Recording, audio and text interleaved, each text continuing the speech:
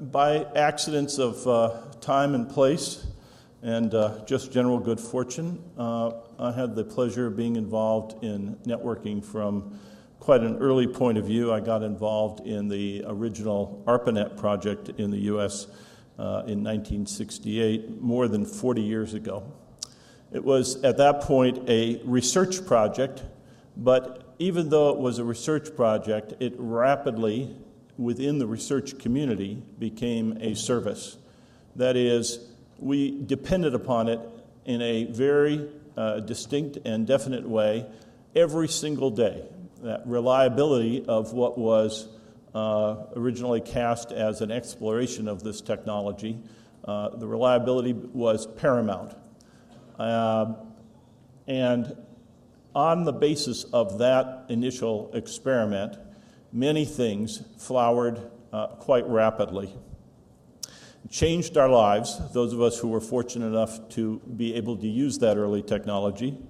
New relationships formed immediately, both professional and personal. We were able to collaborate with others at a distance, and it changed in a way that we all understand now, but was not fully planned. The speed at which we could get things done and the range of possibilities. And I'm talking about an era in which the number of people involved and the number of computers involved were infinitesimal by today's standards. Hundreds of people, tens of computers. And then things began to grow. Tens, hundreds, thousands, millions. We have billions with a B, of people using the internet today. We have millions of computers or more, hundreds of millions probably, connected. And the growth has been in other dimensions as well. What started in the US spread rapidly to specific specialized centers in Europe and elsewhere, and then began to gradually cover the entire globe. And it is ordinary now to go anywhere in the globe and expect to be fully connected. And our assembly here today, and the fact that not only I, but anybody who stands before you knows that half of you are looking at your iPhones or iPads, and multitasking is just a normal fact of life. Bandwidth, too, has grown from kilobits per second to megabits, and now to gigabits. More capacity and functionality exists on one single iPhone than we had in the entire ARPANET 40-odd years ago. It's great. It's wonderful. Another very important and not necessarily planned or the only possibility that emerged from the very same work was a tradition of openness. We were fortunate for a variety of reasons that it was natural to those of us working on the network at the time to feel a sense of camaraderie instead of competitiveness, and to welcome the participation of others. And that sense of openness also played out in the technical thinking, that we understood that we could not anticipate all of the uses that this technology would bring, that it was not our job to prescribe exactly how things were going to be used, and therefore an absolutely central focus was to leave room for others to build their ideas on. So the architecture of the original network was open. The structure was modular and granular, very small parts, layers as we call them. And we fully expected that there would be new services, new ideas, ones that we may or may not have anticipated. We had some idea of what might be possible and what would come, but we also understood that it would be foolish for us to insist that our views or our expectations would be the only way that things would happen. And so it came to pass that the World Wide Web was created by physicists in Switzerland, that eBay revolutionized auctions and Amazon revolutionized the retail sales of books first and then many other things, that Google revolutionized search, that Skype and Twitter and Facebook would all come about from individual initiatives in the least expected places. My children have gone to Harvard. I would never have expected a Harvard student to create anything useful.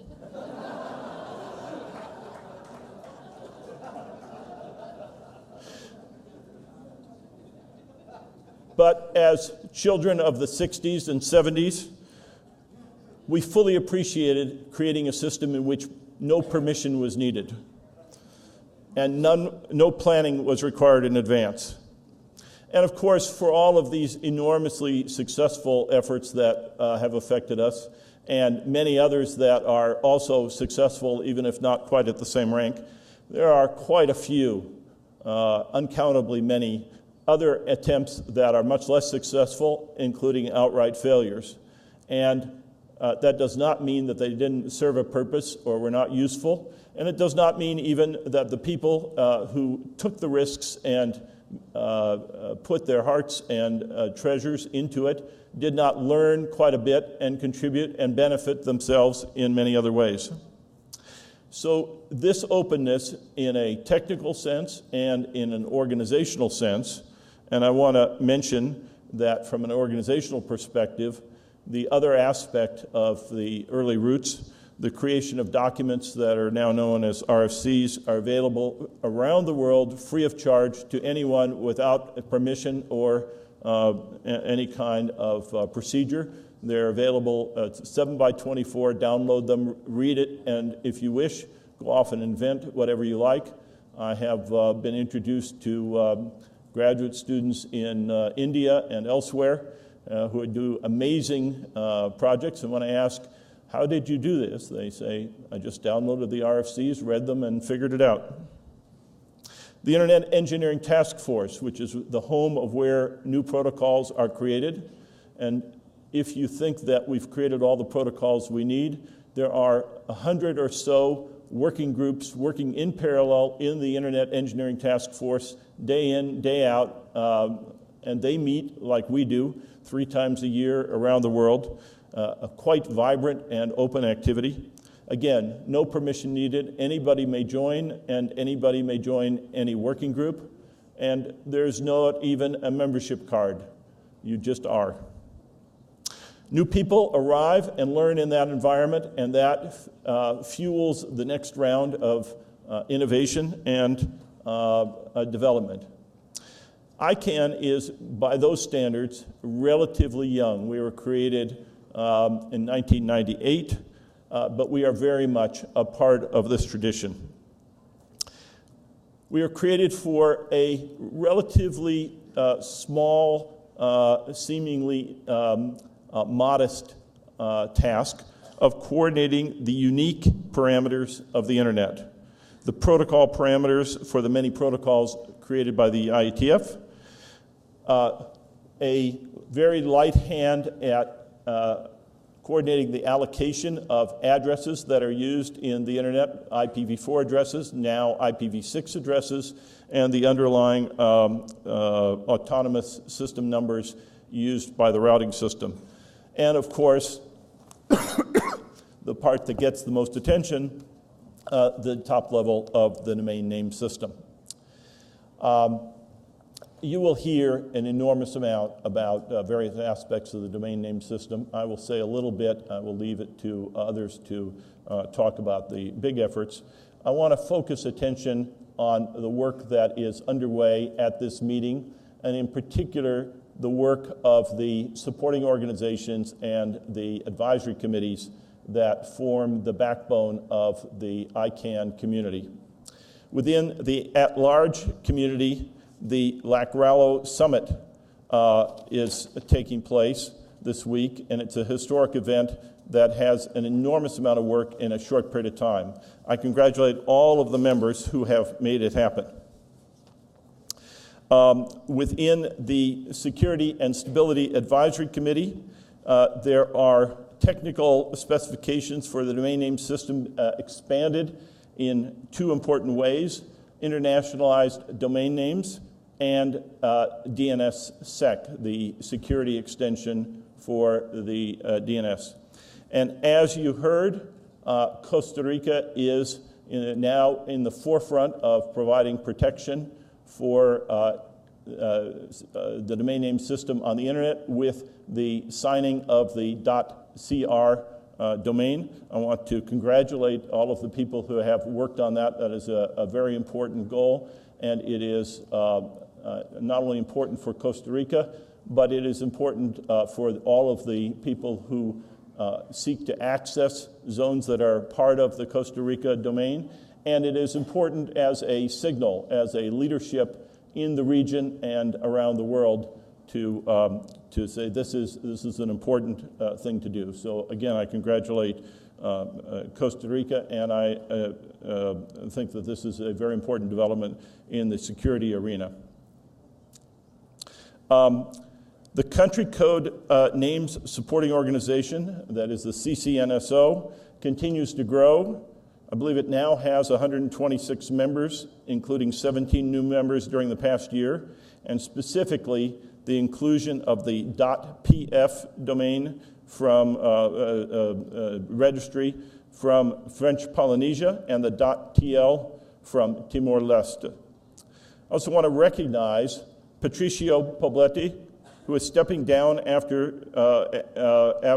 the founding, stepping down now since the founding in 2004 and his work in the predecessor DNSO since 1999. That is an extraordinary amount of time and effort devoted to this modest enterprise and is extremely appreciated.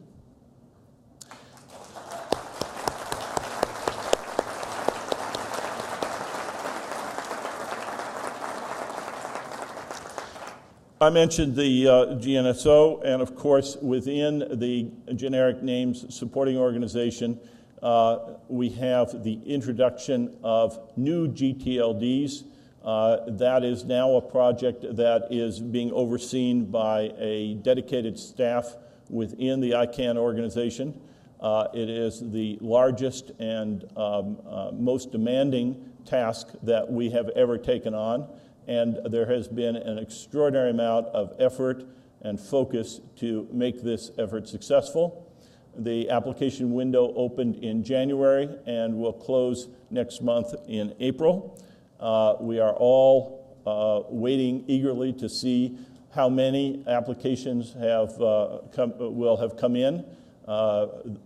We have been extremely careful with the information because we know that it's sensitive. And so only a small core of people segregated off from the others and using very protected facilities are part of that process.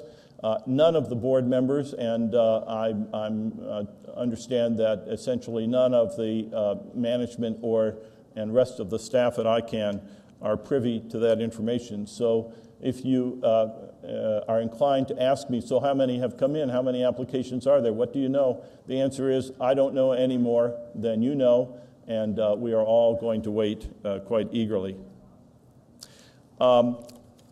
Finally, we take transparency and accountability quite seriously.